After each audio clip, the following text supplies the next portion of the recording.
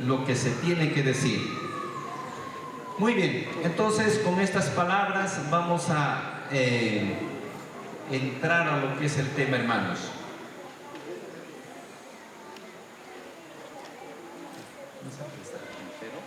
Sí, sí.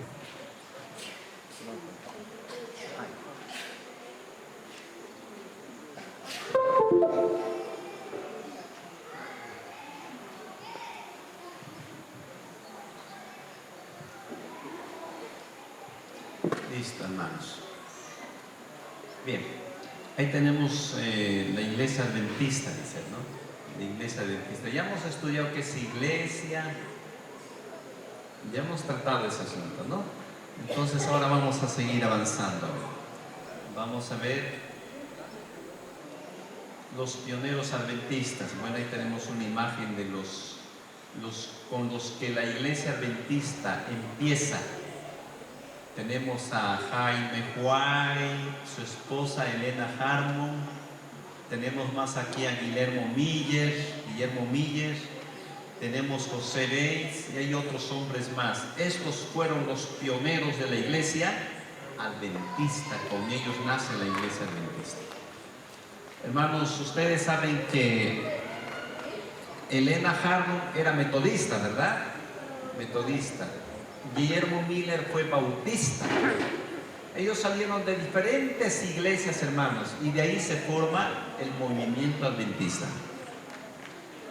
Ahora, la organización adventista, quiero que noten esto, como iglesia, como movimiento, aparece en 1844. La iglesia nace, la iglesia adventista. Pero se organiza más adelante, en el año de 1863. Eso vale que ustedes sepan, hermanos, que todos sepamos cuándo se organiza la iglesia. La iglesia se organiza, la iglesia adventista, en 1863 se organiza. Pero como iglesia ya existía. El pueblo ya existía, el movimiento ya existía, pero no existía la institución adventista, la organización. La organización recién aparece en el año de 1863, ahí aparece. ¿Ya? Entonces, miren, hermanos, vamos a ver. Aquí he puesto este título. Dice, si la iglesia hubiera sido fiel, Cristo habría venido y no se hubiera organizado. Si la iglesia adventista, hermanos, después del chasco hubiera permanecido fiel, firme, no se hubieran desanimado, no se hubiera apagado, Cristo ya habría venido y no hubiera existido la organización, hermanos. No se habría organizado la iglesia. Cristo ya habría venido. Y esa cita lo tenemos aquí. En el libro de Mensajes Selectos, el tomo 1, en la página 77, el párrafo 2. Ahí habla de que Cristo hubiera venido de 1844, por esos años, Cristo ya hubiera venido. Y no hubiera habido lugar a que se organice la iglesia adventista, porque Cristo habría venido, ¿cierto? Bueno, vamos a ver. Dice, si después del gran chasco de 1844 los adventistas se hubiesen mantenido firmes en su fe y unidos en la providencia de Dios que abría el camino, ¿no? ¿Ustedes están entendiendo, hermanos? Con el chasco quedaron como un puñado de cristianos. La mayoría se fueron, hermanos. Se desanimaron, otros se fueron al mundo, otros empezaron a burlarse del mensaje, del movimiento. Eso pasó. Pero dice, Si después del gran chasco de 1844 los adventistas se hubiesen mantenido firmes en su fe y unidos en la providencia de Dios que abría el camino, hubieran proseguido recibiendo el mensaje del tercer ángel y proclamándolo al mundo con poder, con el poder del Espíritu Santo, habrían visto la salvación de Dios. Y el Señor hubiera obrado poderosamente acompañando sus esfuerzos. Se habría completado la obra y Cristo habría venido antes de esto para recibir a su pueblo y darle su recompensa. O sea, Cristo ya habría venido por esos años, hermanos, de 1844. Ya no hubiera existido la organización adventista. Cristo ya hubiera venido. Pero el problema es que dice que los adventistas se desanimaron, hermanos, se fueron al mundo, se apagaron y quedaron así un puñado de cristianos nada más. ¿No es cierto? Entonces, Cristo ya habría venido, hermanos, después de 1844. ¿Dónde dice en esta cita de mensajes selectos, el tomo 1, en la página 77, párrafo? ¿Quién sabe de nosotros si hubiéramos existido ya? No hubiéramos existido. Cristo ya habría venido. Lamentablemente ustedes saben que hubo ese desánimo, ¿no? Vamos a seguir. La organización en 1863. La organización en 1863. Aquí tengo una cita especial, hermanos, que está en Joyas, tomo 1, en la página 16, el párrafo 1. Y aquí vamos a ver varios acontecimientos con sus fechas, varios acontecimientos con sus años. Miren lo que dice. Voy a leer la cita completa. No sé si se puede ver, hermanos. Es que queríamos pasar en data, pero con el sol ya hemos comprobado que no se ve nada, ¿no? Entonces hemos optado por el televisor, pero sucede que es pequeño. Sería bueno que compráramos un televisor grande, hermanos. Sabría acotarnos, ¿no? Uno de 80 pulgadas, que sea grande. Así, aunque en sol normal, ¿no? ¿No es cierto? Mira lo que dice esta cita, es muy importante. En agosto de 1846, o sea, antes que se organice la Iglesia Adventista, en 1846 Elena Harmon se unió en matrimonio con Jaime White, joven ministro adventista. Se casó Elena Harmon de White, y aquí nos da el año. Se casó en 1846, dice. Se casa Elena Harmon de White, pionera de la Iglesia Adventista, se casa en esa fecha. Durante los 35 años siguientes, la vida de la señora de White estuvo estrechamente vinculada con la de su esposo en arduos trabajos evangélicos hasta la muerte de él, ocurrida el 6 de agosto de 1881. ¿Cuándo muere Jaime White? ¿En qué año muere Jaime, el esposo de Elena de White? ¿Cuándo muere?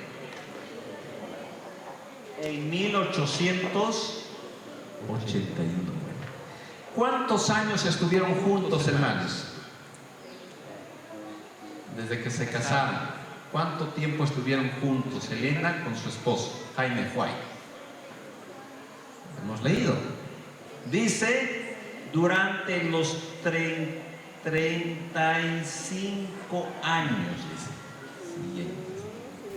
35 años, hermanos. 30 años sería.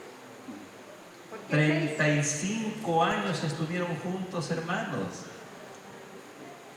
¿Y los 35 años a qué se dedicaron? ¿Hacer plata? No, hermanos, ellos se dedicaron a la obra, a la predicación, matrimonio a la obra, ¿no? Los matrimonios deberían ser así, hermanos, ahora. Los jóvenes que piensan casarse deberían pensar que la joven con quien se van a unir, que también ame la obra y dedicarse a la obra. Qué lindo, hermanos, porque esa es la misión que Dios nos ha dado. Pero se casan y hacer plata, dicen. Ni siquiera pueden hacer plata al final, hermanos.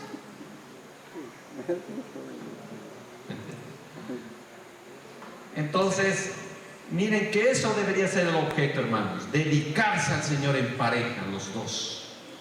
Eso hizo Elena Harmon de White.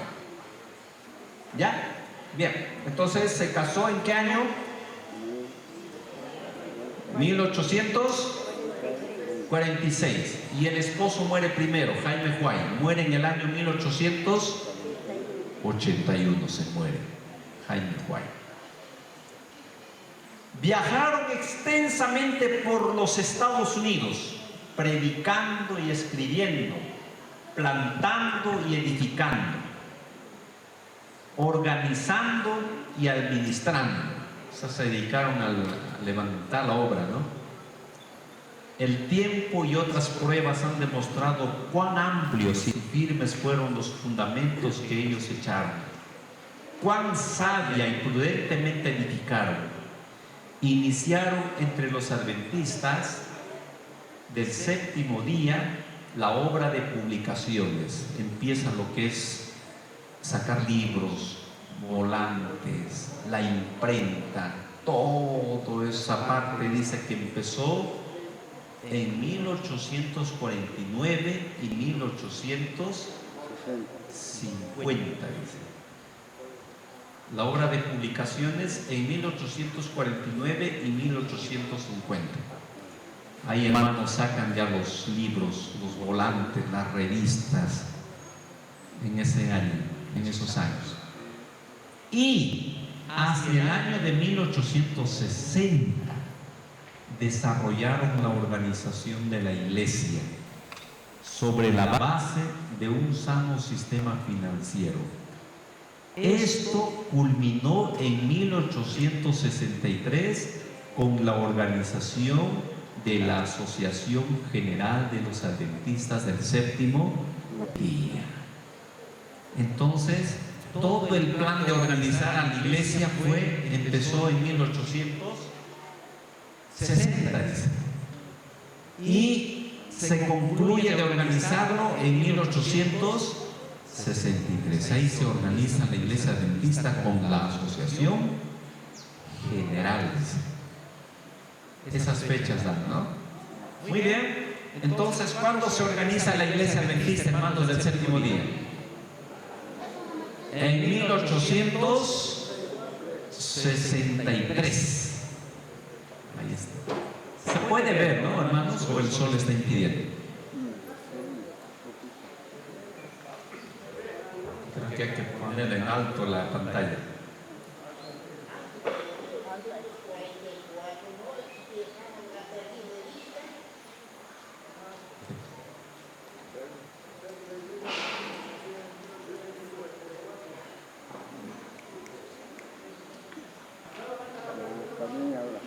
No se escuchó, hermano.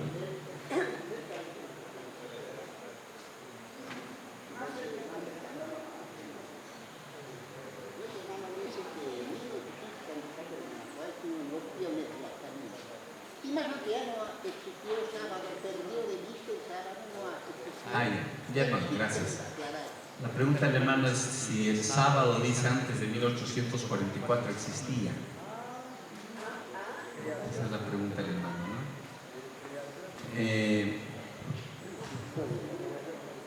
Los mandamientos de Dios siempre han existido, solamente que el papado, hermanos, levantó su mano contra los mandamientos de Dios y especialmente el sábado. El sábado se había perdido de vista ya. El mundo no conocía el sábado, ¿no?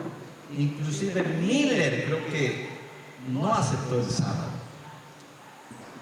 no aceptó el sábado.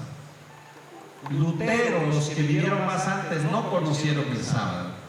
Entonces el sábado reaparece, hermanos, en 1844 con la luz del santuario. Porque dice que Hiram Edson ve a Jesús pasando del lugar santo al lugar santísimo. Ahí se ve el arca del pacto y dentro del arca ven los mandamientos y que el sábado brillaba más.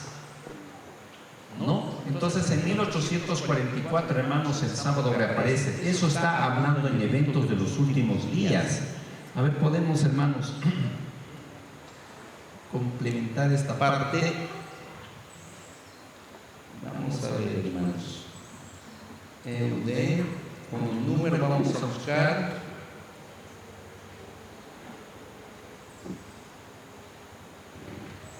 En la página 226 de eventos de los últimos días, en el párrafo 1. 226, el párrafo 1. Y en Daniel está en el capítulo 7:25, dice, y pensará en cambiar los tiempos y la ley, dice. Está hablando del poder papal, ¿no es cierto?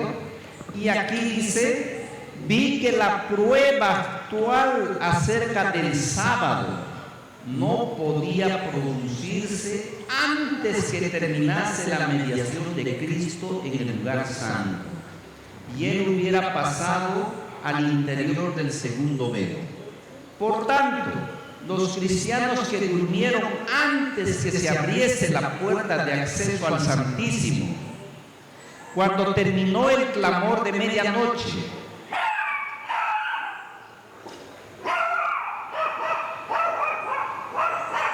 dice, cuando terminó el clamor de medianoche, el séptimo mes, en 1844, sin haber guardado el verdadero día de reposo, descansan ahora en esperanza, porque no tuvieron la luz ni la prueba acerca del sábado que tenemos ahora desde que la puerta se abrió. ¿Cuándo se abrió la puerta del lugar santísimo, hermanos? En 1844. Y ahí empezó la prueba también del sábado.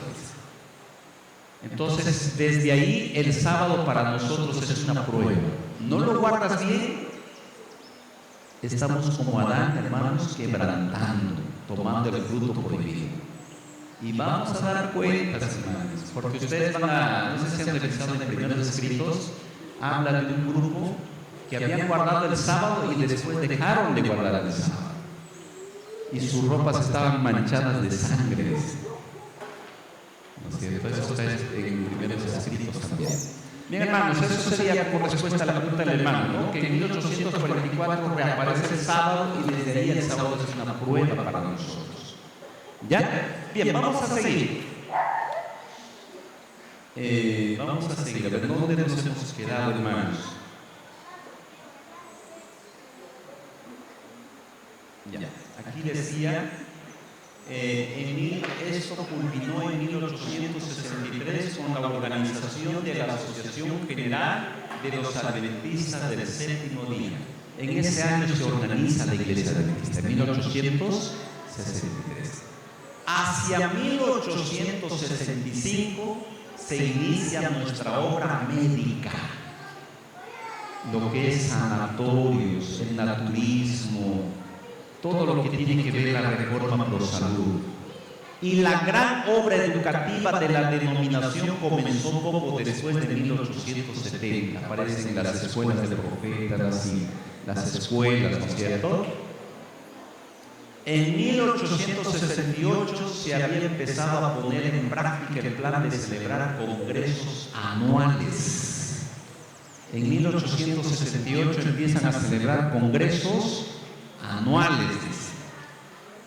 En 1874 los adventistas del séptimo día mandaron su primer misionero de los Estados Unidos al extranjero.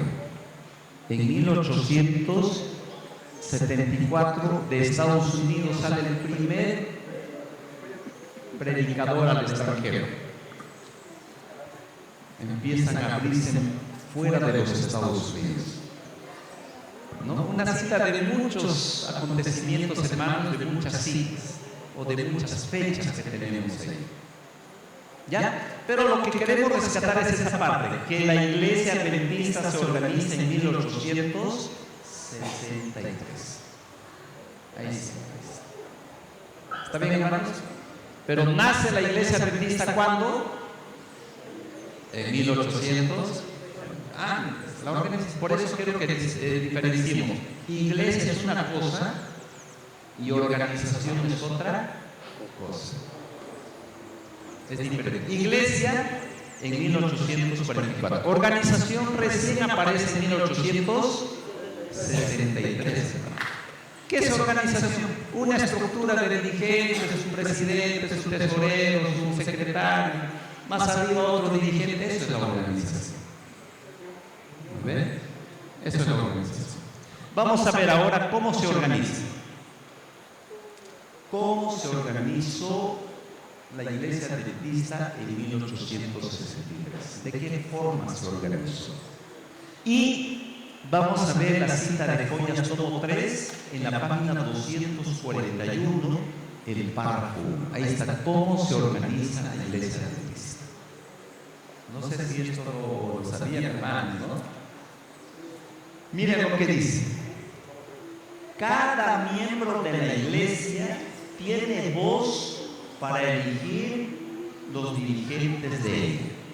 ¿Quién elige a los dirigentes de la Iglesia? ¿El pastor?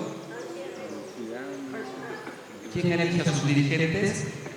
Dice que es ella. La Iglesia elige a sus dirigentes. ¿Están entendiendo, hermanos? Entonces el que elige a los dirigentes es la Iglesia. Aunque hay una parte que tenemos que aclarar, hermanos. ¿Qué es Iglesia? Hemos dicho el conjunto de quienes.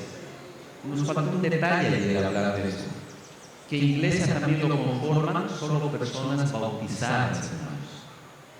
Eso, hay citas.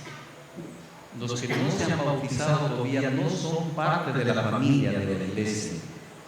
Por eso ese paso se tiene que dar. Se tiene que bautizar.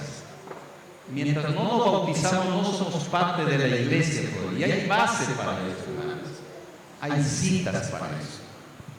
¿Ya? Entonces, ¿Cristo se bautizó, hermanos?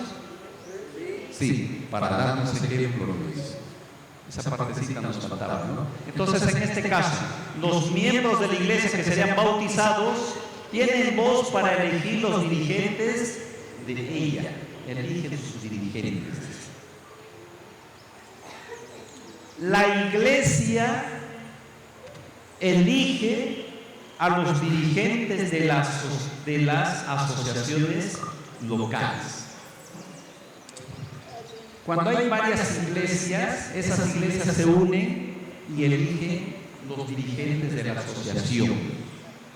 O sea, van a ser dirigentes de ese grupo de iglesias, de esa asociación de iglesias. La Iglesia elige a los dirigentes de las asociaciones locales. Creo que ahora ya no se llama asociación. ¿Qué lo llaman ahora? Le han cambiado de nombre, creo que se llama misión.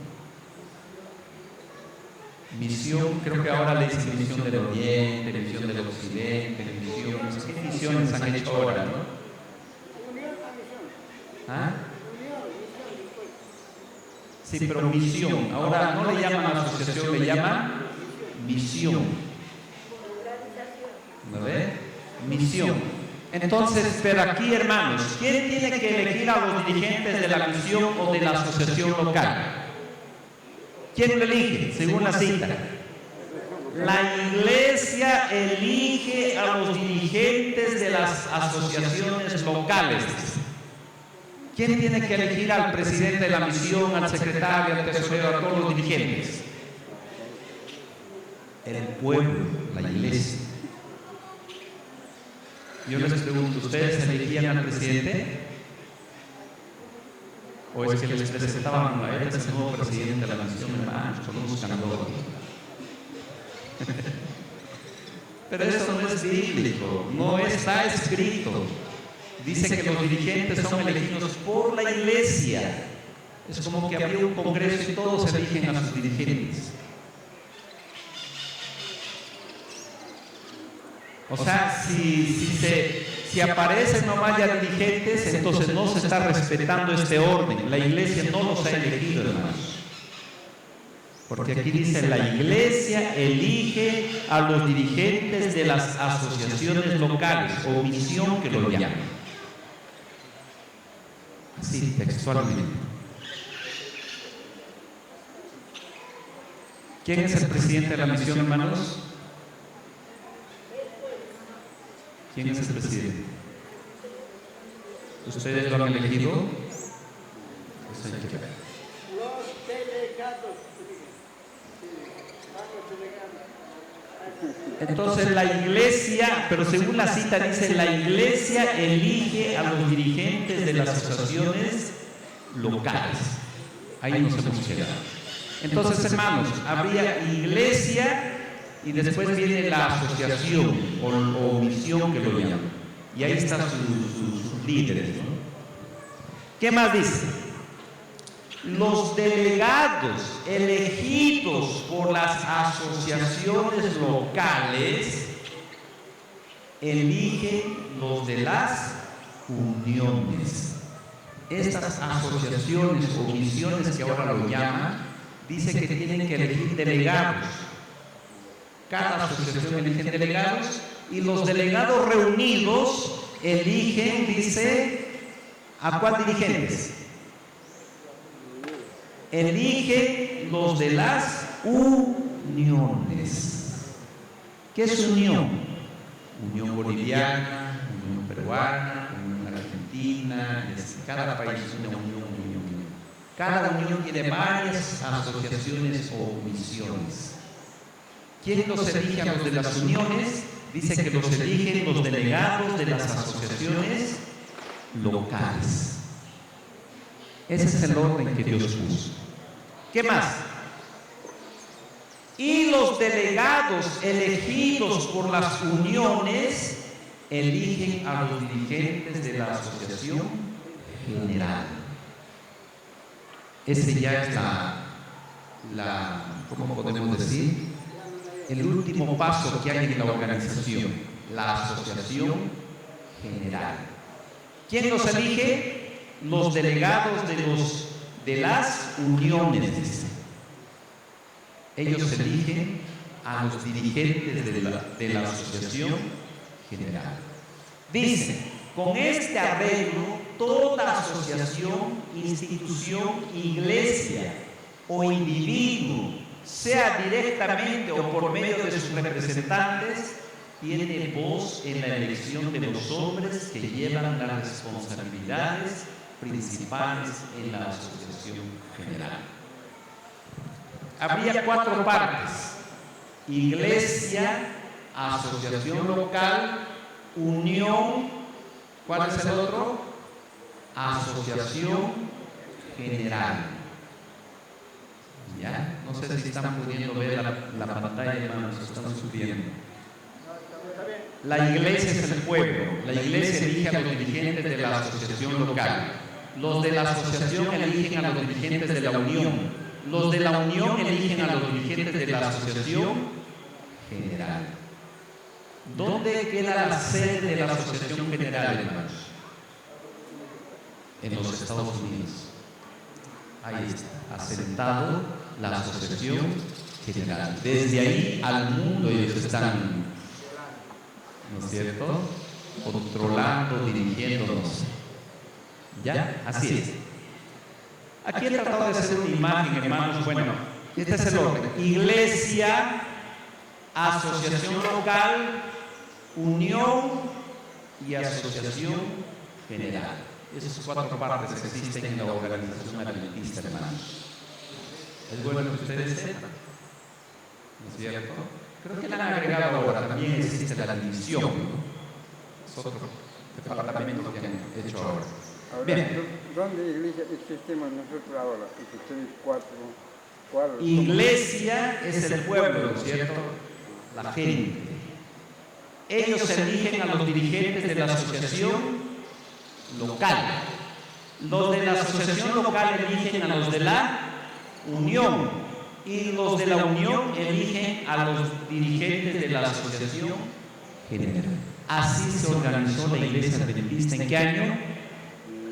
En 1863.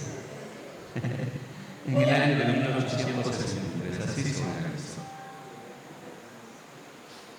Ya saben, hermanos, cómo se organizó y cuándo se organizó. Aquí yo he tratado de poner una fotito, más o menos. Las iglesias eligen a los dirigentes de la asociación local. Son como 3 o 4 dirigentes de haber ahí, ¿no? Y los de la asociación local eligen a los dirigentes de la unión y los de la unión eligen a los dirigentes de la asociación general. ¿No? No sé si me permite acercarme a esto. Las iglesias, las asociaciones locales, las uniones y la asociación general. 4 partes en la organización de la iglesia. En 1863. Así fue. Bueno, vamos a pasar, ya vamos a seguir más abajo. Esto vamos a pasarlo. ¿Cómo deben ser los delegados? Aquí tengo una cita, hermanos. ¿Cómo deberían ser los delegados que van para elegir a los dirigentes? ¿Qué clase de hombres deberían ser? ¿No? Porque a veces sucede, ¿no? Queremos mandar delegados. Nadie tiene tiempo. Hay un hermanito por ahí que tiene tiempo, dice. Ya lo elegimos nomás que vaya. ¿No? ¿Será que así es la elección de delegados? Aquí vamos a ver lo que dice. En Joyas tomo 3, la 410, el párrafo 1. Ahí está. ¿Qué clase de hombres deben ser delegados para que hagan los planes, para que hagan para la elección de dirigentes en la iglesia? Dice: Dios quiere que su pueblo sea un pueblo inteligente. Joyas 3, 410. Ha dispuesto las cosas de tal manera que hombres escogidos sean enviados como delegados a nuestros congresos. ¿Cómo tienen que ser esos hombres? Escogidos de la iglesia. Esos hombres deben ser hombres probados. ¿Qué tal es este hombre? ¿No? Ama la obra, razona bien, piensa bien en sus ideas. Deben ser hombres dignos de confianza. La elección de delegados para asistir a nuestros congresos es un asunto importante. Ellos son los que deben hacer los planes, dicen los delegados. ¿Qué más? Que serán adoptados para el adelantamiento de la obra. Por consiguiente, deben ser inteligentes, capaces de razonar de causa a efecto.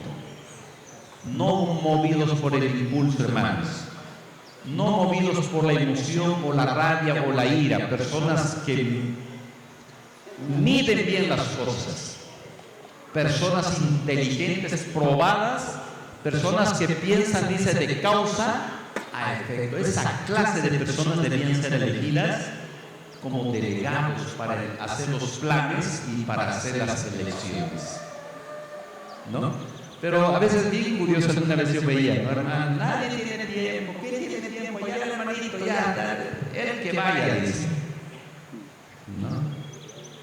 Por eso es que la obra ha decaído tanto, hermanos. La organización adventista se ha ido para abajo. Bien, vamos a seguir. Propósitos de la organización. ¿Con qué propósito Dios organizó, hermanos, la iglesia adventista? ¿Con qué propósito? ¿Para qué? ¿No? Eso vamos a ver.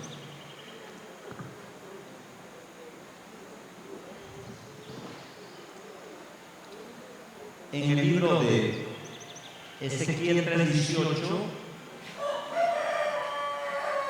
para adelante dice: cuando yo diga al impío, de cierto morirás, y tú no lo prevengas ni le hables para que deje su mal camino, a fin de que viva, el impío morirá por su maldad, pero demandaré su sangre de tu mano. Cuando vemos, hermanos, que la gente se está perdiendo, nosotros tenemos que hablarle. Si vemos que en la propia iglesia hay hermanos que se están apartando, están fallando, tenemos que hablarle. Y si no le hablas, va a morir, pero Dios va a demandar de nosotros, dice, su sangre, como diciendo: tú eres culpable, tú eres responsable. Tenemos que hacer. ¿Me va a odiar? No, pues, ¿qué vamos a hacer? Hay casos que a veces se molestan, ¿no? Pero aquí dice, hermanos, que tenemos que hablar. Si tú previenes al impío y él no se convierte de su impiedad y de su mal camino, él morirá por su maldad y tú habrás librado tu vida. Pero si tú le has dicho: está mal, hermano, lo que estás haciendo, no es correcto lo que estás haciendo, y él no quiere entender, no reconoce y se pierde, pero dice que tú ya eres libre porque le has dicho. Pero si tú no le has dicho y se pierde, Dios nos va a hacer responsables. Eso dice. Es fácil decirle a un hermano: estás mal, me va a odiar, se va a molestar, no le diré nada mejor, ¿no? Pero dice que si se pierde, de ti va a pedir cuentas el Señor, dice, porque se perdió, porque tú no le hablaste, no le molestaste. Eso es lo que hay. Vamos a seguir. En el libro de... Este debe ser el libro Consejos sobre la obra de la Escuela Sabática, ¿no? Ese es el libro COES. COES. Quiero que noten, hermanos, con qué propósito Dios se organiza. ¿Ya? Dice: la iglesia de Cristo en la tierra fue organizada con propósitos. ¿Con qué propósito? Misionero. La iglesia de Cristo en la tierra fue organizada con propósitos misioneros. Esto vamos a resaltar. Y Jesús le ha dicho a la iglesia: estos son los temas que tienes que hablar. A Noé, ¿qué mensaje le dio Dios, hermanos, en su tiempo? Voy a siempre resaltar ese lado, ¿no? ¿Qué debía predicar Noé? El diluvio, el diluvio. Dios va a destruir. Arrepiéntanse, el tema era el diluvio. Ahora tenemos que seguir hablando del diluvio. Ya no, pues, hermanos, ¿cuáles son los temas ahora? ¿Qué se viene, hermanos? El juicio de los vivos. Muy pronto va a empezar el juicio de los vivos. Tendríamos que hablar: el juicio de los vivos está por empezar, hermano. El examen está por llegar. Pongámonos a cuenta. Eso tendríamos que hablar. Si no estás a cuenta, tienes tu abogado, tu sumo sacerdote allí. Eso tenemos que hablar. O sea que esos son los temas presentes ahorita que se tienen que hablar. Entonces la organización fue organizada para impulsar esos temas. O sea, la organización tiene que estar preocupada a que se predique el juicio investigador, la obra mediadora de Cristo, el tema del santuario. La organización fue organizada, la iglesia fue organizada para impulsar esos temas, para impulsar la predicación de esos temas. Esos son los temas del tercer ángel. Eso debía ser, hermanos, el propósito de la organización adventista. ¿Está claro, hermanos? Es como que uno va a ir a predicar, ¿no es cierto?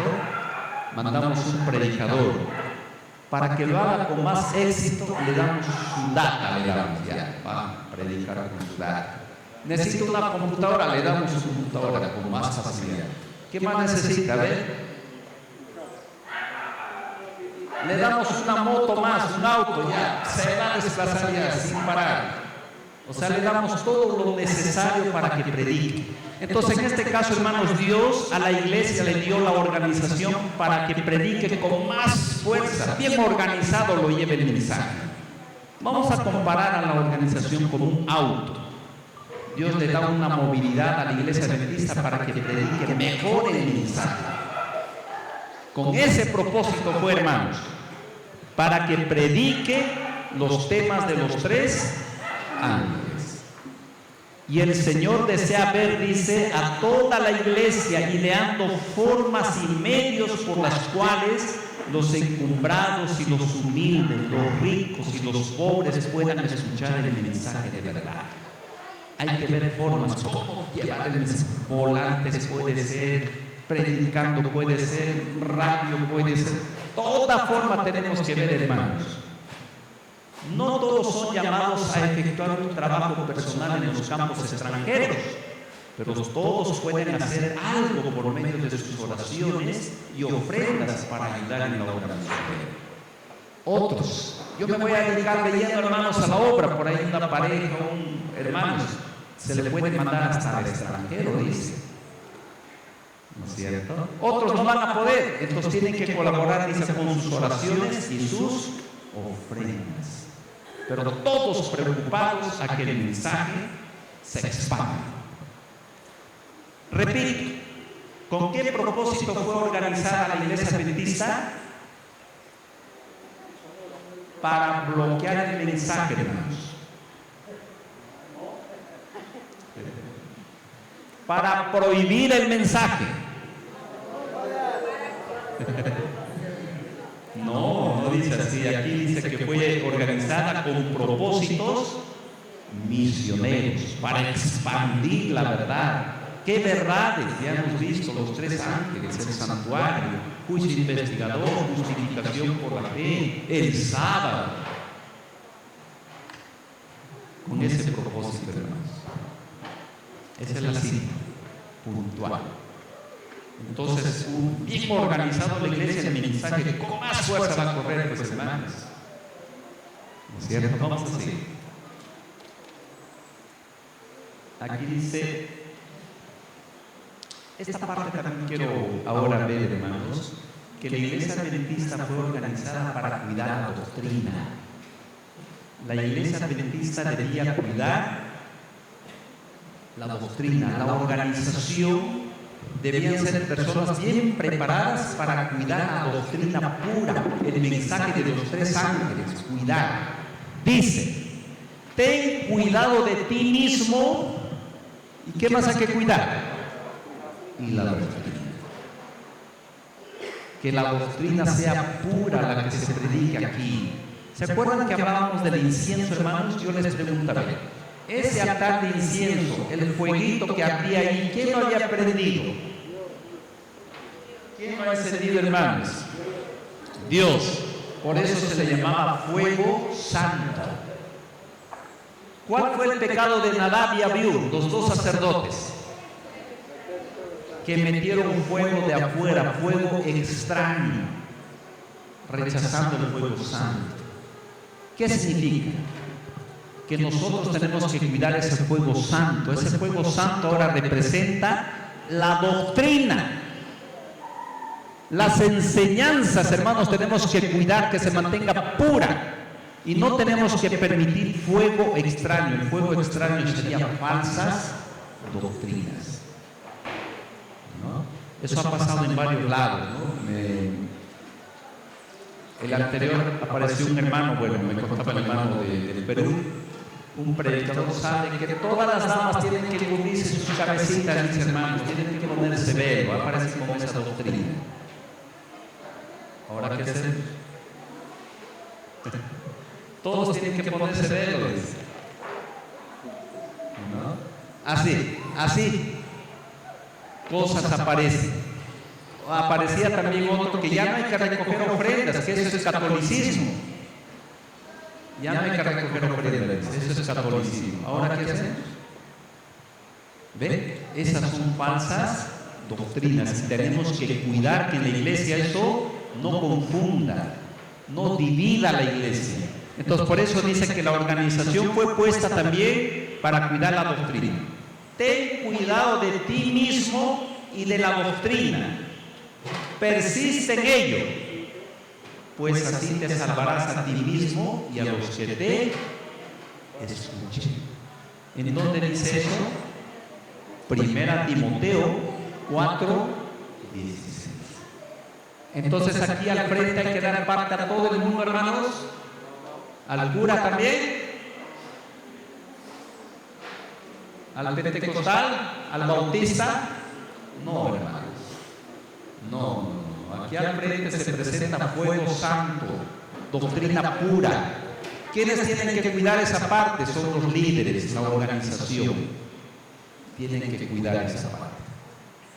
¿Ya? Vamos a ver esta cita ahora de los testimonios. Está en el libro de Joyas de los Testimonios, tomo 3, en la página 406, párrafo 1.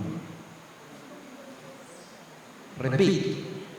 Joyas de los Testimonios, tomo 3, 406, párrafo 1. Ahí está. Ahora sí vamos a leer. Dice: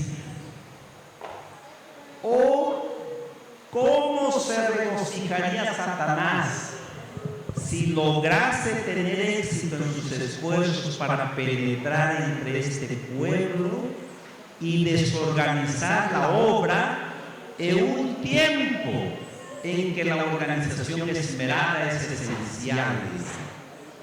O sea, que el diablo trataría de destruir la organización, dice, porque la organización es esencial, dice. Dice, es esencial y constituiría el mayor poder. O sea, ¿para qué sirve la organización? Para evitar los movimientos, a ver, viene desde ella, para evitar los movimientos espurios. ¿Qué tiene que hacer la organización adventista?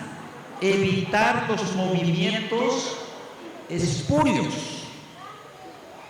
y refutar los acertos que no estén apoyados por la palabra de Dios. La organización debería estar velando que no se desvíe el mensaje, que todo esté un escrito, está, que no se desvíe de la palabra de Dios. Necesitamos sostener en forma pareja las riendas a fin de que no se quebrante el sistema de organización y orden que fue edificado por una labor sobria y cuidadosa. No se debe dar licencia a los elementos desordenados que desean controlar la obra en este tiempo. Queridos hermanos, ¿para qué iba a servir la organización? Para impulsar la predicación. ¿Para qué más? Para evitar, ¿qué decía ahí?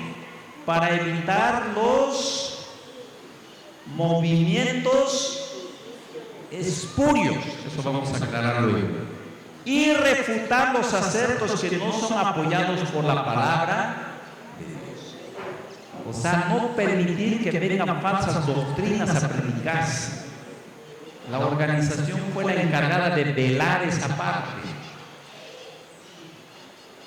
La organización es como la policía que está cuidando que la doctrina no se desvíe, no se pierda. Evitar movimientos espurios. ¿Qué significa espurio? Si ustedes ven en el diccionario, aparece el significado de espurio. Espurio significa engañoso, falaz, falso. O sea, grupos falsos, movimientos falsos, dice, con doctrinas falsas. La organización debería eso evitar, no permitir. Para eso dice que fue organizada la iglesia adventista, para evitar los movimientos espurios, movimientos falsos. Vamos a analizar ahora. ¿Qué hacen los movimientos espurios? Esa es la pregunta que hemos puesto. Espero que estemos entendiendo, hermanos, o es que estamos con la mente un poquito cansada, ¿no? Creo que tenemos que comer puro fruta, hermanos, en los congresos se notan para estar más despiertos. ¿Ya? Porque le hemos metido leña. Miren, ¿qué hacen los movimientos espurios? Vamos ahora a analizar estos movimientos espurios, que la organización debería estar, hermanos, no permitiendo a estos grupos, a estos movimientos. Dice, ¿qué hacen los movimientos espurios? Ocultan los temas de salvación o lo pervierten. Estos movimientos espurios no quieren que se prediquen los temas, no quieren que se levanten los temas, que se hable de los temas, lo ocultan.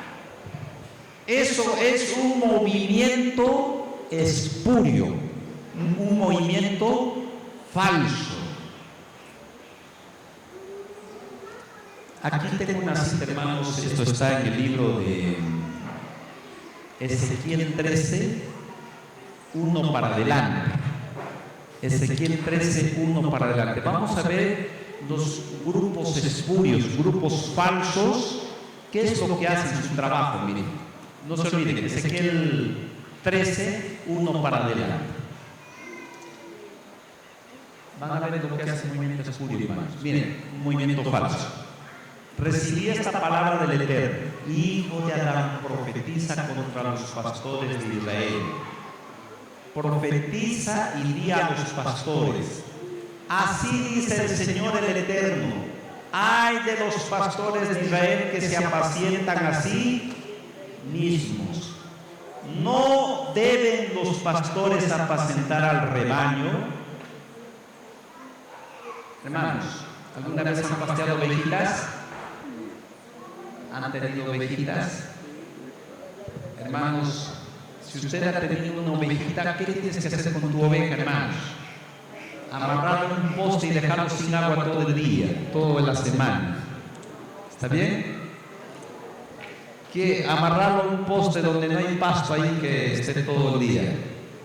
¿Qué haces, hermano? Algunos crían hartas ovejas, incluso va el pastorcito siempre ya llevando las ovejas. Y los lleva por donde hay pasto, donde hay agua. Tiene que alimentar a las ovejas. Pero dice que estos pastores no hacen ese trabajo. Ay de los pastores de Israel que se apacientan a sí mismos. ¿No deben los pastores apacentar el rebaño?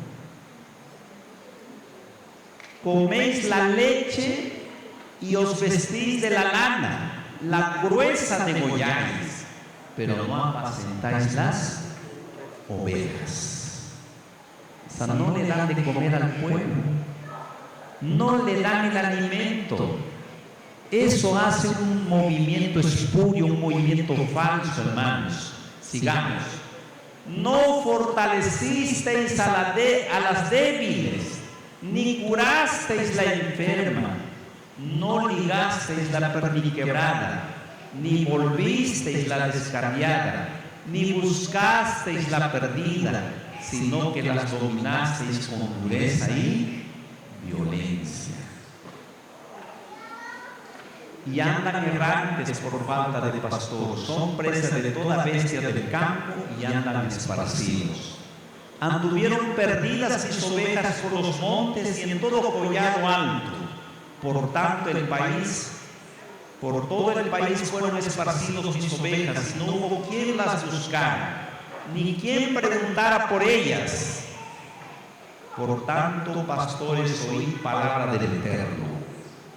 Vivo yo, dice el Señor, el Eterno, por cuanto mi rebaño fue robado, mis ovejas fueron comidas por las bestias del campo, sin pastor, y mis pastores no buscaron a mis ovejas, sino que se apacentaron a sí mismos, y no apacentaron a mis ovejas. Por tanto, pastores, oíd palabra del Eterno.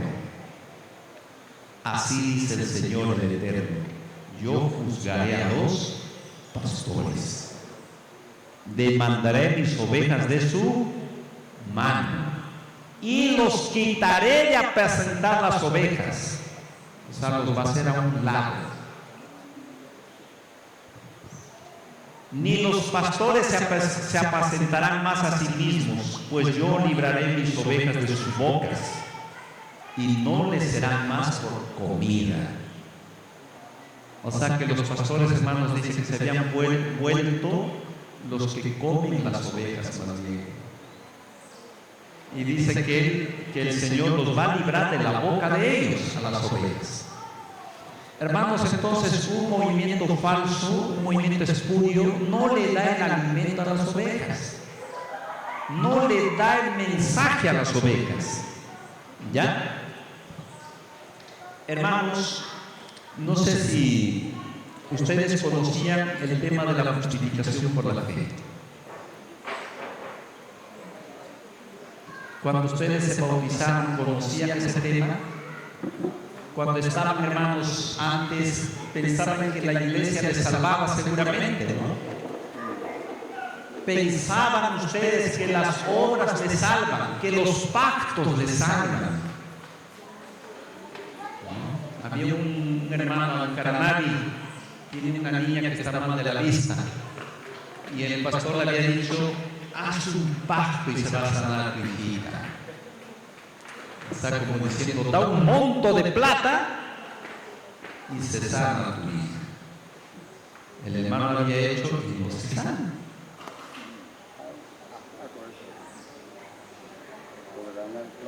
Entonces, hermanos, ¿qué es lo que está pasando? Pensamos salvarnos haciendo pactos. Pensamos salvarnos por la iglesia. Pensamos salvarnos ganando almas, haciendo méritos. Y eso es lo que hace un movimiento espurio, hermanos. No te presenta el tema de la justificación por la fe, no te aclara, no te enfoca, y tú piensas que te vas a salvar haciendo pactos. Y aquí tengo la cita, hermanos. Dice que esto es obra del enemigo. Esto está en el libro de Fe y Obras, en la página 15, el párrafo 3. 15:3 de Fe y Obras. Dice: una y otra vez se ha sido presentado el peligro de abrigar como pueblo, ¿qué cosa? Ideas falsas sobre la justificación por la fe. O sea que yo pienso salvarme de otra forma, no por el correcto. Pienso salvarme por la iglesia, por el pacto, por donaciones, por salir a repartir, no sé, o por marchar. Tantas cosas me ponen, ¿no? Entonces pienso que así voy a alcanzar el perdón. ¿Eso qué es? Tener ideas falsas sobre la justificación por la fe. Por años se había mostrado que Satanás trabajaría de una manera especial para confundir las mentes en este punto. ¿Quién está confundiendo las mentes? En cuanto al tema de salvación, obra de Satanás. Ese es el trabajo del movimiento espurio. No quiere que tú entiendas cómo te vas a salvar, porque va a querer que hagas un pacto y otro pacto y sigue para los pactos. Una vez un hermano había sacado, creo, hay unos libritos que regalaban, hermanos, y tenías que comprar por cajas. Y era tipo competencia: cuanto más cajas compras, era un orgullo en la iglesia.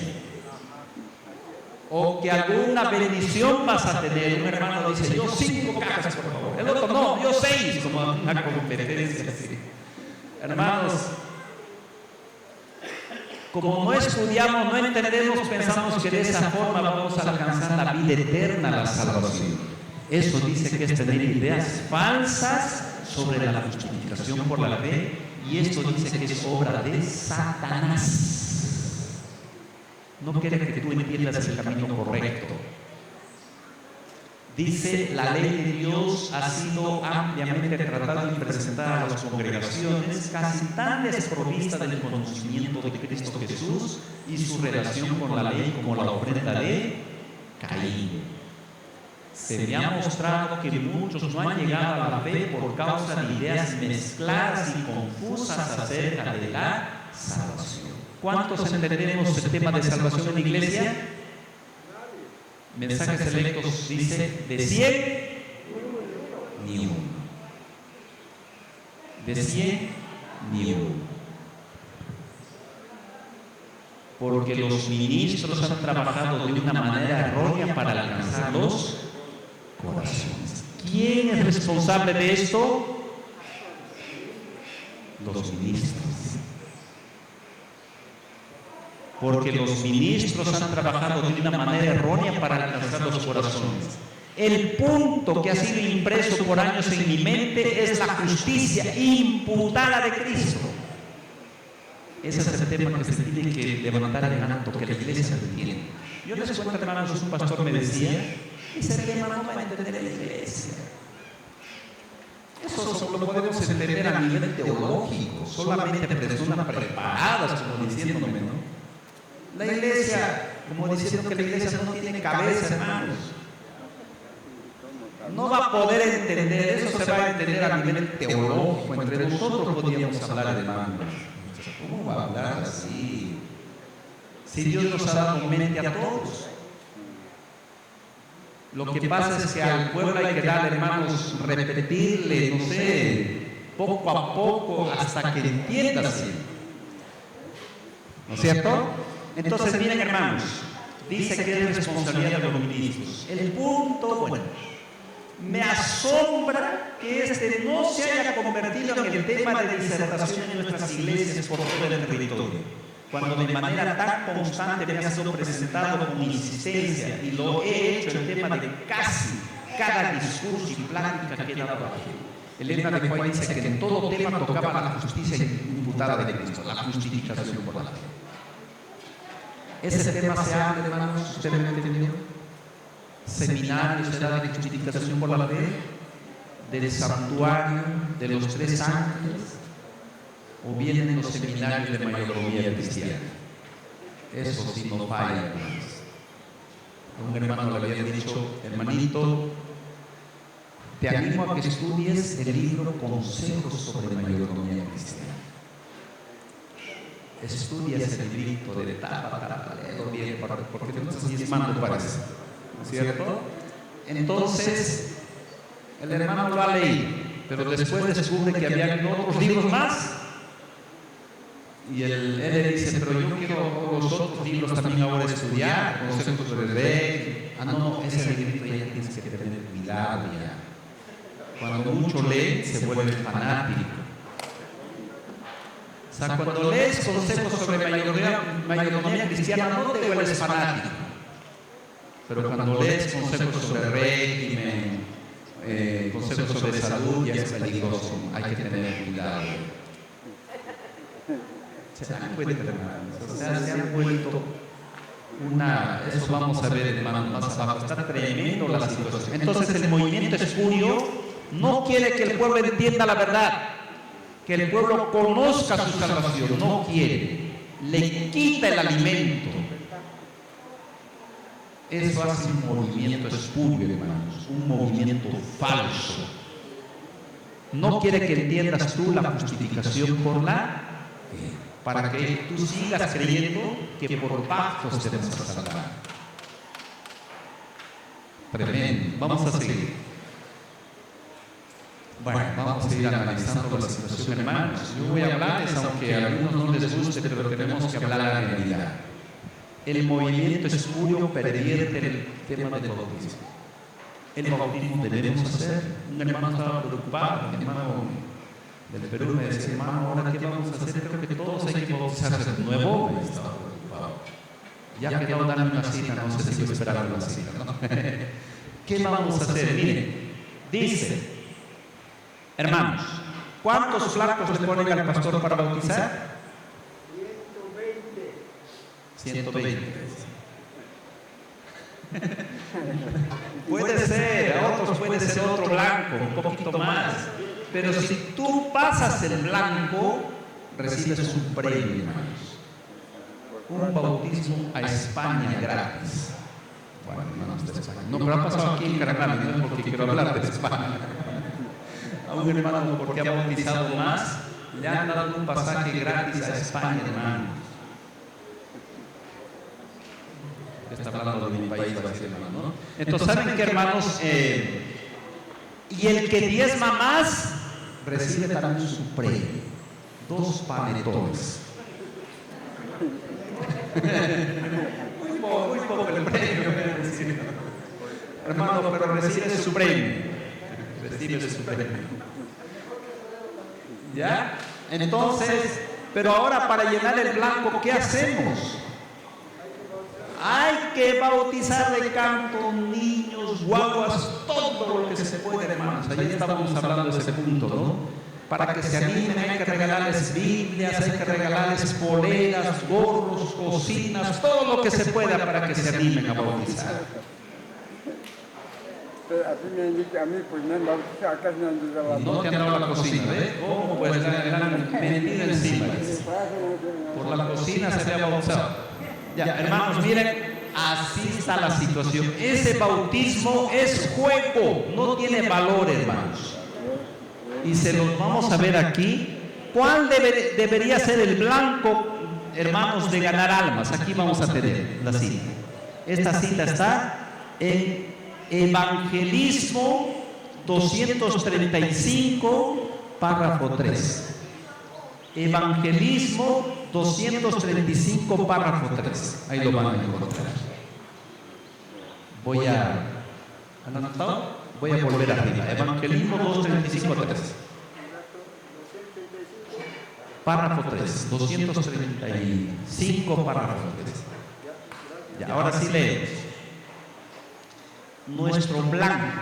Así empieza la cita. Si quieren, comprueben en sus celulares, hermanos. ¿No?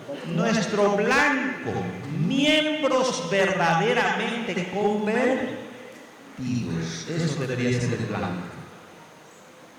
Los pastores que trabajan en los pueblos y en las ciudades para presentar la verdad no deben sentirse contentos ni deben pensar que su obra ha terminado hasta que los que han aceptado la teoría de la verdad perciban verdaderamente el efecto de su poder santificador y estén en realidad convertidos a Dios. O sea, cuando se les ha dado la teoría, el mensaje, hay que ver que esa teoría haga efecto, que tenga poder santificador. Hay que ir viendo eso, dice. Ese poder santificador es que ya guarden el sábado, practican la salud, el matrimonio en orden, todos esos asuntos. Al Señor le agradaría más tener 6 personas verdaderamente convertidos a la verdad como resultado de sus labores que tener 60 que hacen una profesión nominal y que sin embargo no están cabalmente convertidos. ¿Cuál debería ser el blanco, hermanos? 6 personas bien convertidas, guardando el sábado, practicando indumentaria, reforma, pro salud, aunque 6, pero bien convertidas. Que 60, que tener 60 que hacen una profesión nominal y que sin embargo no están cabalmente convertidas. ¿Qué les parece, hermanos?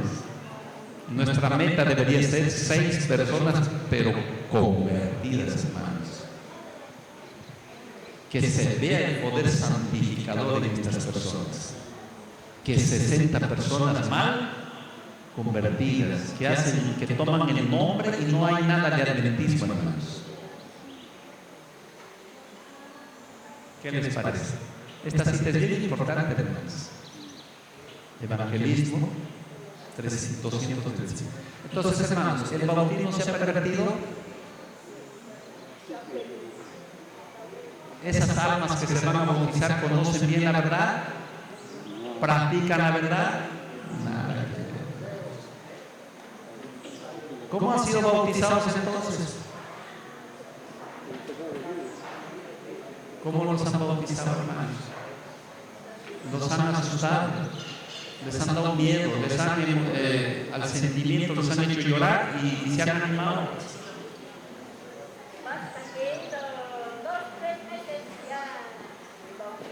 Ah, es rapidito. Hasta niños bautizan. Triste, hermano. Ese bautismo se ha vuelto un juego, hermanos, como ir a la piscina.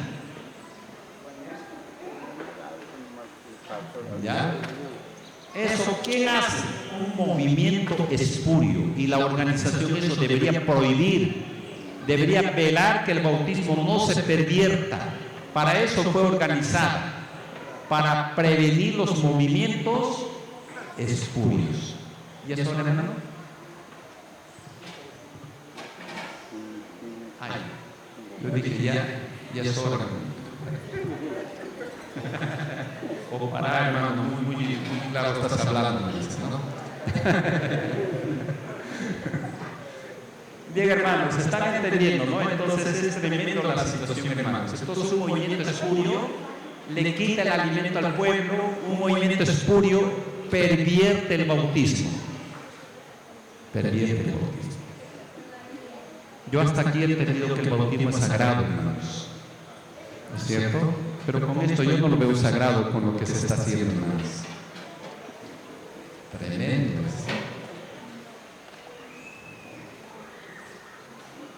Voy a tocar así puntos más ya resaltantes, hermanos. El movimiento espurio anula el mensaje de la reforma pro salud.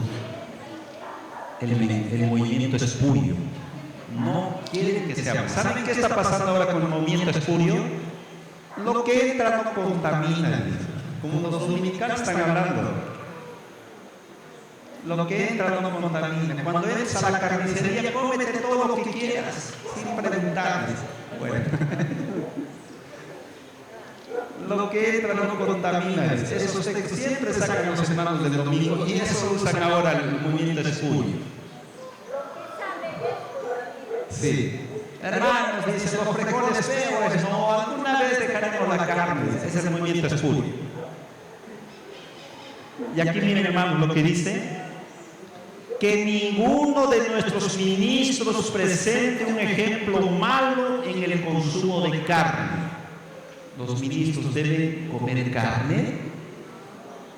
No deberían, dice, dar ejemplo en el consumo de carne. Ellos deberían ser cero carne, ni un gramo de carne. Ayúdenme a ver con la cita de la Marisa, ¿no? Que carnes había habido 4 tipos de carnes. Pero son carnes, pero había habido 4 variedades de carne. No sé si sabían eso ustedes, hermanos. Carne humana, ¿cuántos les gusta? Esa había sido una clase de carne, carne humana. Carne de bestias de 4 patas. Carne de aves de 2 patas, con alas. Y carne de peces.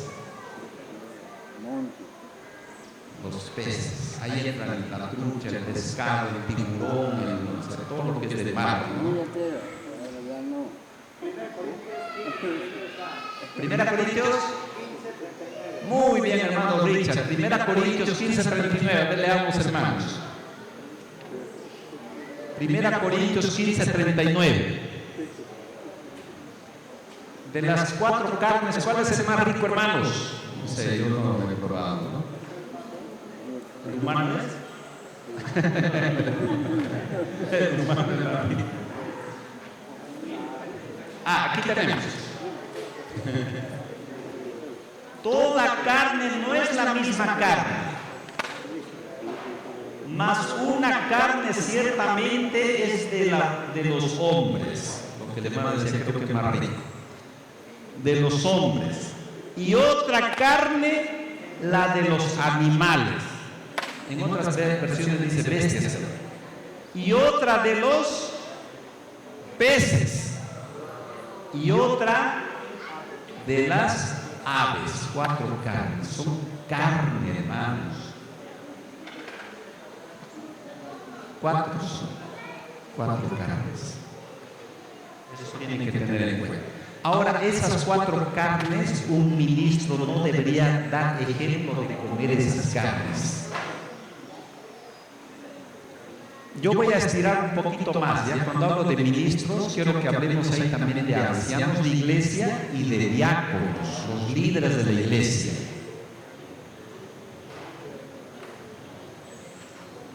Que ninguno de nuestros ministros presente un ejemplo malo en el consumo de carne. Ahí está. Vivan ellos y sus familias a la altura de la reforma pro salud. ¿Qué les parece? No animalicen nuestros pastores, ya un poco más directo, ¿no? No animalicen nuestros pastores su propia naturaleza y la naturaleza de sus hijos. ¿Qué se están volviendo los que comen carne, hablando de pastores? Animales. Animales. ¿No? Es bien curioso, me hace recordar, hay muchos que dicen, tú no comes carne, eso es comida de perro, dicen. No sé quién le había dicho, pero veamos, ¿qué es lo que elige el perro? Pues, comida vegetariana y comida con carne. ¿Cuál va a elegir el perro, pues, hermanos? ¿La comida sin carne va a elegir? Con carne va a elegir el perro. Y al perro, hermano, yo tengo perro. Pollo le gusta más todavía. Pollo le gusta. Resulta de que la iglesia sí puede comer carne, las personas no.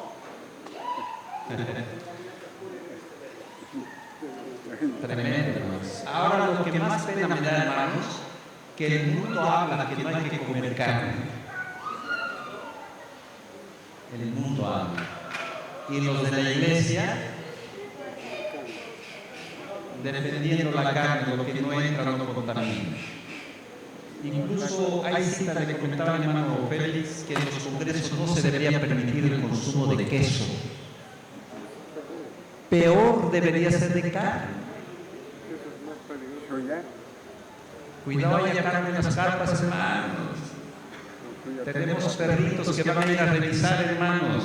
Los perros les gusta la carne por si acaso, hermanos. Van a ir a sacar la carne de cada carpa, hermanos. Bien. Dice, niños cuyos deseos han sido restringidos son tentados no solo a complacer los hábitos comunes de intemperancia, sino también a dar rienda suelta a sus bajas pasiones y a desatender la pureza y la virtudes. Cuando dice bajas pasiones se refiere que somos violentos, renegones o otras cosas también.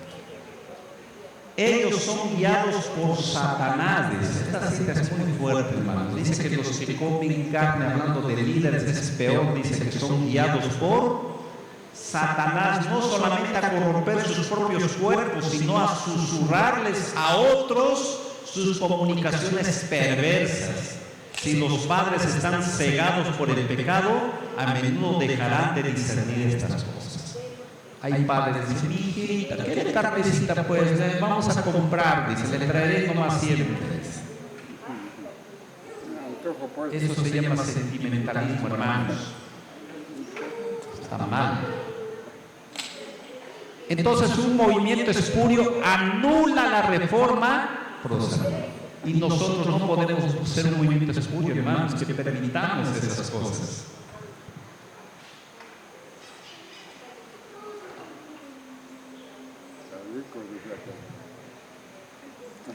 En la iglesia Manuel me encontré con el pastor del distrito de Carnavi. Yo le digo, ¿tú comes carne? No sabía qué decir, me dice, no te voy a mentir, ¿cómo? Pero ¿qué dice la cita? Dice que no hay que comer. Pero si es así, entonces todos los pastores tendríamos que volar, ¿ves? Pues dándome a entender que toditos son carnívoros. Por eso le digo, te das cuenta que la organización está mal,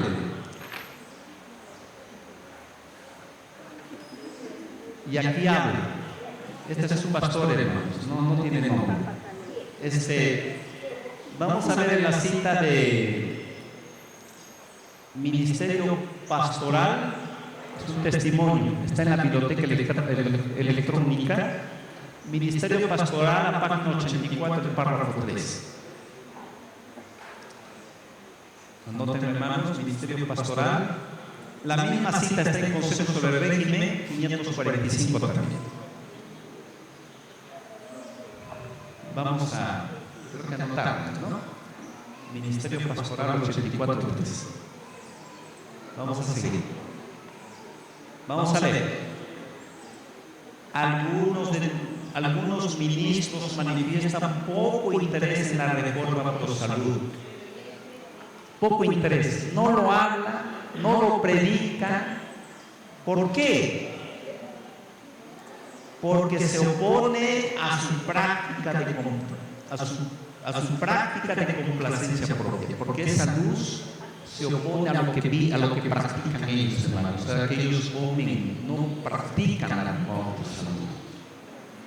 ¿Por qué es que algunos de nuestros hermanos que ministran manifiestan tan poco interés en la reforma por salud? ¿Por qué? Dicen, no tocan ese tema.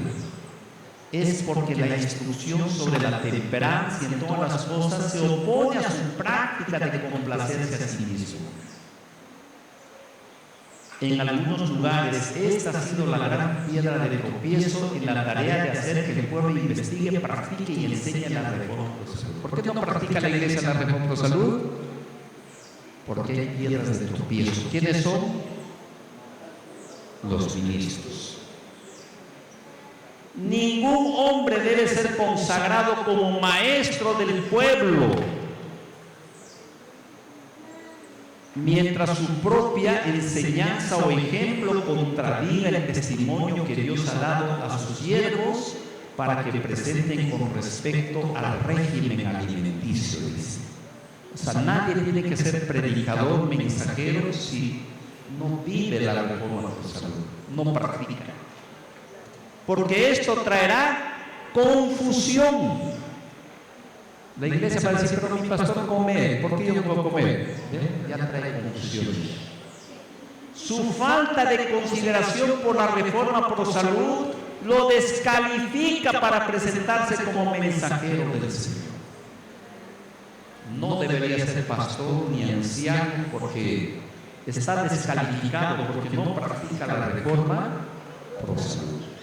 No es pastor, no es líder, no puede ser, está descalificado, dice. ¿Dónde dice? Consejo sobre el régimen alimenticio 545. Ahí está. El movimiento espurio anula la reforma por salud, el movimiento falso. Ya notaron, hermanos, vamos a continuar. Han anotado. Consejo sobre el régimen 545. Y también Ministerio Pastoral 84.3. Es la misma cita, en esos dos libros está. ¿Seguimos? Ya, muy bien, seguimos. Ahora sí, aquí vemos una adventista del séptimo día. Así tienen que vestir la adventista del séptimo día. Así. Sin polera, nada. Así como falta. ¿Y saben qué, hermanos? La esposa del pastor, del ministro, tiene que ser un modelo de indumentaria. Tiene que ser. Y eso está aquí escrito en Hogar Cristiano 323, párrafo 2. Ahí está.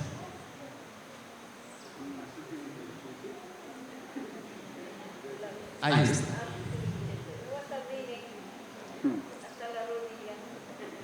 Hasta la rodilla es mini. Pero también había habido faldas largas, pero no sé si faltó costurar. Está de un lado, hermanos, abierto hasta arriba. También había sido moda eso también. no sé.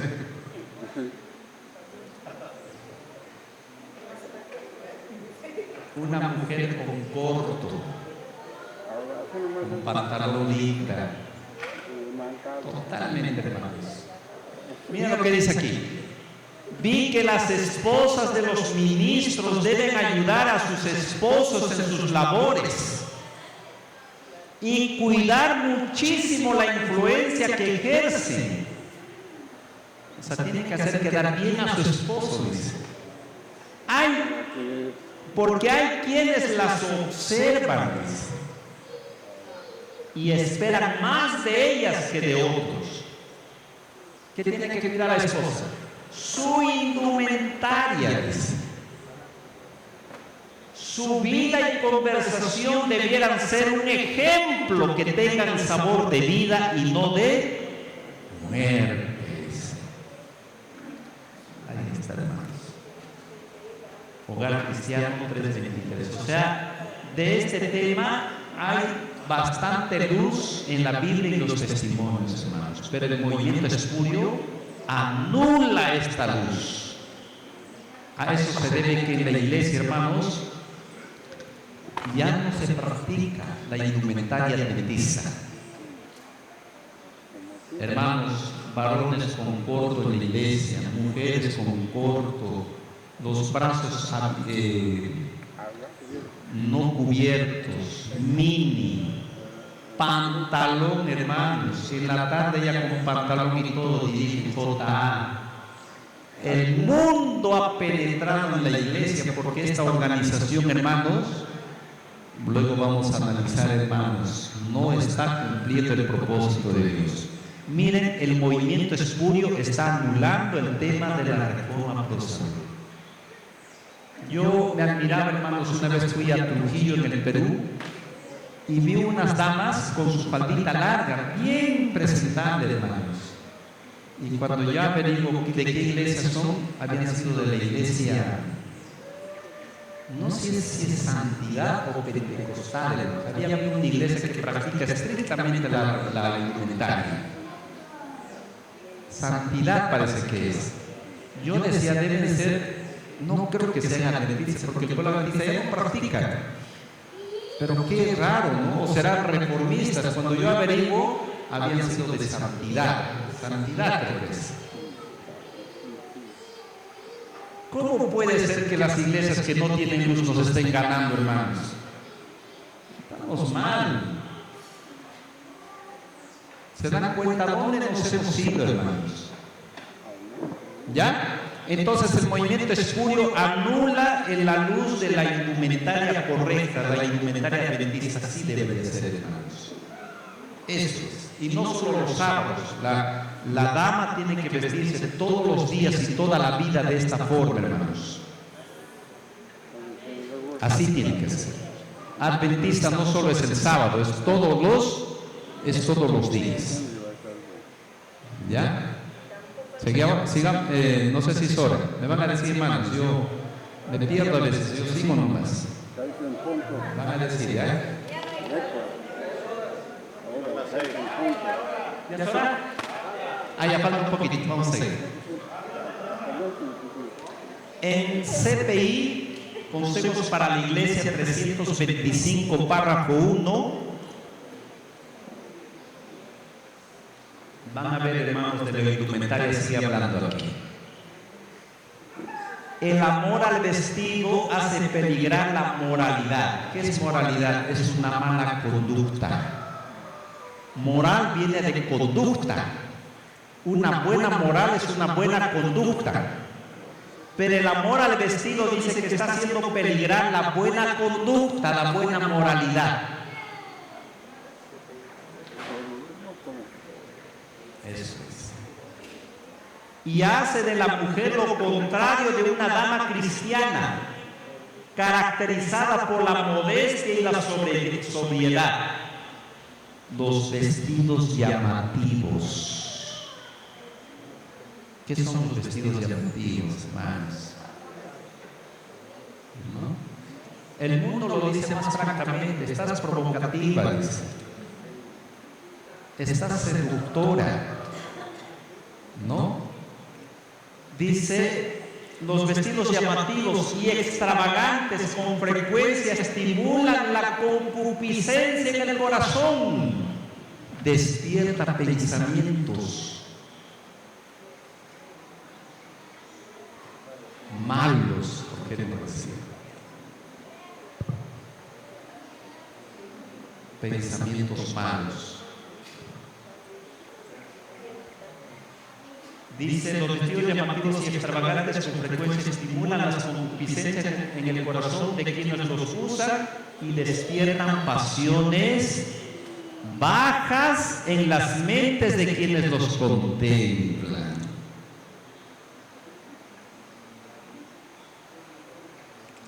¿Han entendido, hermanos? En el mundo ya, hermanos, te empiezan a silbar, hermanos, a ver.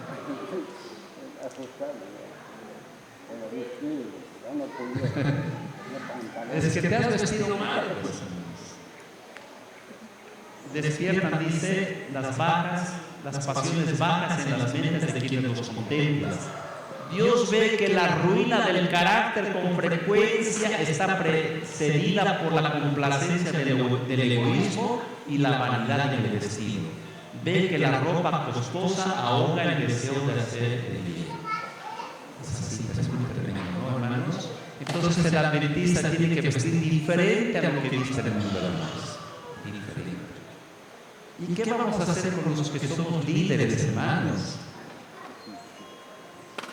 Tenemos que ponernos al día, si no llegamos a ser parte del movimiento espurio también, del movimiento falso, porque el movimiento falso anula la luz de la indumentaria.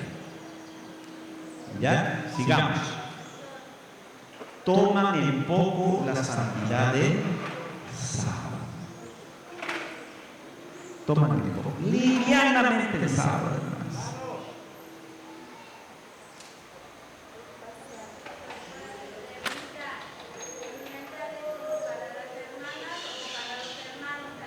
Más para las hermanas. No, también para los varones, pero lamentablemente más afecta a las damas, ¿no? En los varones también, hermanos, la moda también está. Por ejemplo, yo siempre me han gustado los pantalones anchitos, ¿no? Pero últimamente usted va a ir al mercado y ya no hay pantalón ancho, hermanos, de los varones. Ya no hay. La moda ahora es que el varón tiene que vestir más apretado ya. Al polvo que he visto varones en La Paz, hermanos, con pantalón licra. Yo he dicho, ¿qué está pasando? Bien aprieto, hermanos, el pantalón, se ve toda la figura. Y yo digo, ¿qué le pasa a este? O es de otro bando, ya decía, ¿no? Pero así había sido la moda. Pero ese es el mundo, pues, ¿eh? Ahora, pantalón también ya suelto abajo visten también. Otra moda de decir. Bueno, hermanos, yo creo que, pero más siempre a veces caen las damas, ¿no? Hermanos, ese es el problema. Tiene que ver de forma general, hermana, pero más caen las damas. Entonces necesitamos ahora diseñadoras que costuren falditas, ya como dice la luz que tenemos, ¿no? Hermano, no está preocupado del pantalón, a ver.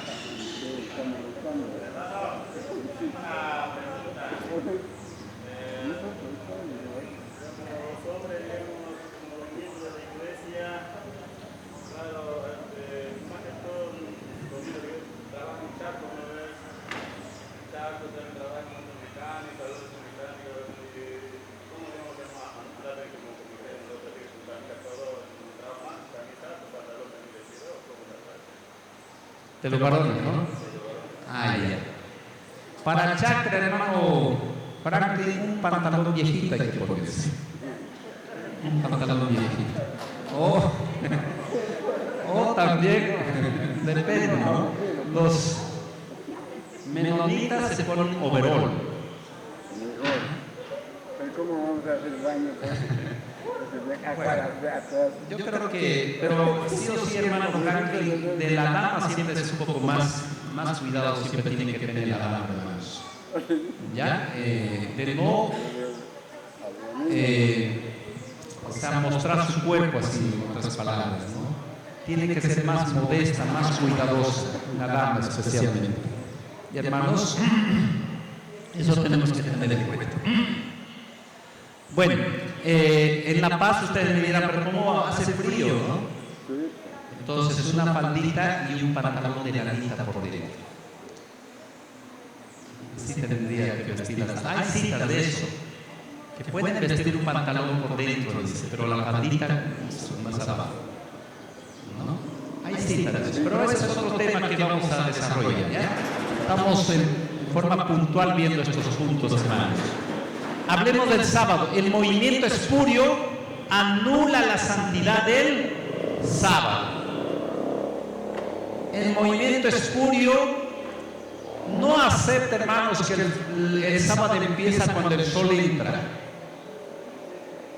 No recibe sábado, no lo ve sagrado, hermanos, esa parte.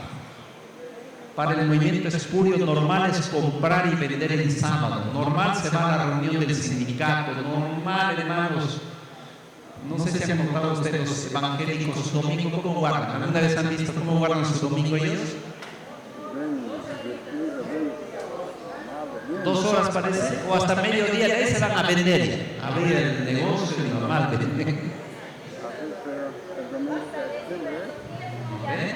Entonces, así es como se guarda el sábado también. Ese es el caso. Vamos a ver aquí, hermanos. Dice, esto está en el libro de Consejos para la Iglesia, 486, párrafo 3. 486, Consejos para la Iglesia.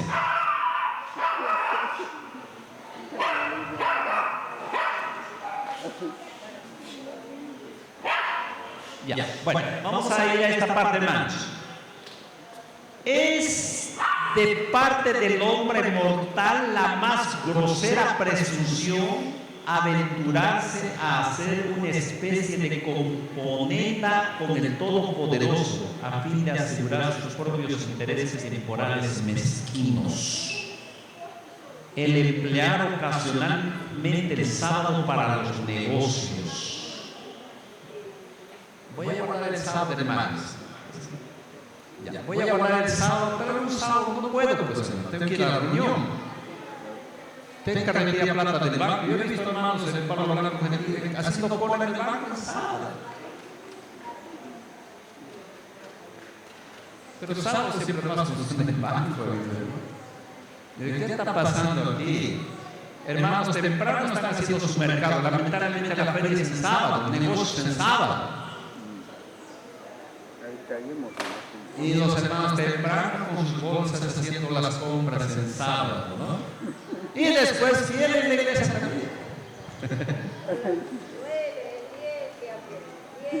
El emplear ocasionalmente el sábado para los negocios seculares es una violación tan flagrante de la ley como el rechazarla es como negar el sábado, hermanos. Porque es hacer de los mandamientos del Señor un asunto de conveniencia. Cuando yo quiero guardo el sábado y cuando no quiero también no guardo. Yo soy Jehová tu Dios fuerte y celoso. ¿Cómo es Jehová? Dice fuerte y celoso. Algunos hermanos les hemos dicho, está mal eso. Nos han odiado, hermanos. Por si acaso van a ver, hermanos, que de nosotros hablan cosas, hermanos. Todo porque se les ha dicho, hermanos, hay que poner en regla esto, al día esto. Se han levantado contra nosotros.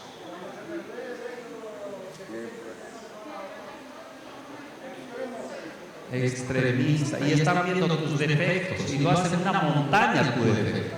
Grande. Dice, es lo que repercute con la voz de los truenos del Sinaí. Bueno, la cita decía, yo soy Jehová tu Dios fuerte y celoso, es lo que repercute con la voz de los truenos desde el Sinaí. Ninguna obediencia parcial, a mitad, ningún interés dividido acepta, dice, aquel que declara que las debilidades de los padres serán castigadas en los hijos hasta la tercera y cuarta generación de los que le aborrecen.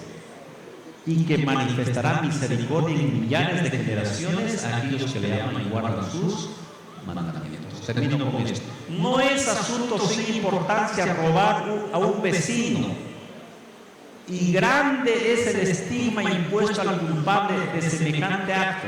Sin embargo, el que nunca defraudaría a su semejante roba sin vergüenza alguna a su Padre Celestial en el tiempo que ha bendecido y apartado con un propósito especial.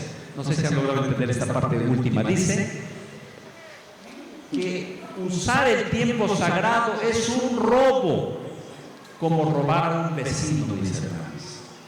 Le estamos robando a Dios ese tiempo sagrado. Y ese tiempo sagrado empieza desde que el sol entra hasta la puesta del sol. Puesta a puesta. Hermanos, vamos a pararlo aquí, pero lo que quiero que noten, el movimiento espurio anula la justificación por la fe de los temas de salvación. ¿Qué más hemos dicho que hace el movimiento espurio? Pervierte el bautismo. ¿Qué más?